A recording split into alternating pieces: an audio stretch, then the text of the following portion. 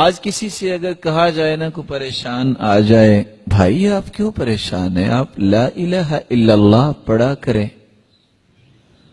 تو وہ پتہ کیا کہتا ہے، میری جان نکل رہی ہے اور تم کہہ رہے ہو کہ لا الہ الا اللہ پڑھو۔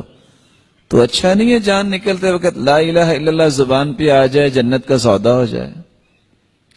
اگر نکل بھی رہی ہے تو نکلنے دو، لا الہ الا اللہ پڑھ کے نکالو۔ افضل الذکر لا الہ الا اللہ، سب سے افضل ذکر لا الہ الا اللہ ہے۔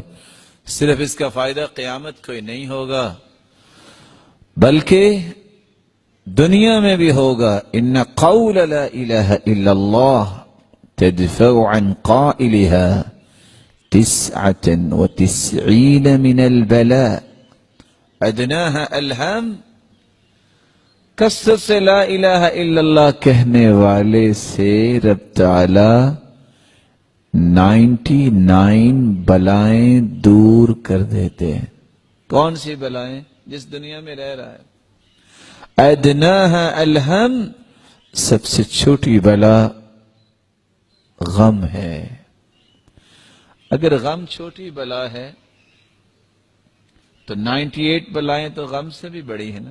آج کل لوگ کارڈیالوجی میں کیوں جاتے ہیں؟ غم کی وجہ سے کہ یہ ہارٹ پیشنٹ ہے۔ اس کا مطلب یہ نکلا کہ اس سے بھی 98 بڑی بلائیں دور ہو سکتی ہیں اگر ہم چلتے پھرتے یہ پڑھیں لا الہ الا اللہ۔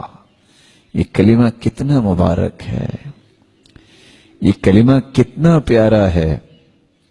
کسی کی زبان پہ اگر جاری ہو جائے فوت ہوتے وقت، دخل الجنہ کی خوشخبری آ جاتی ہے کہ یہ شخص جنت میں داخل ہو گیا۔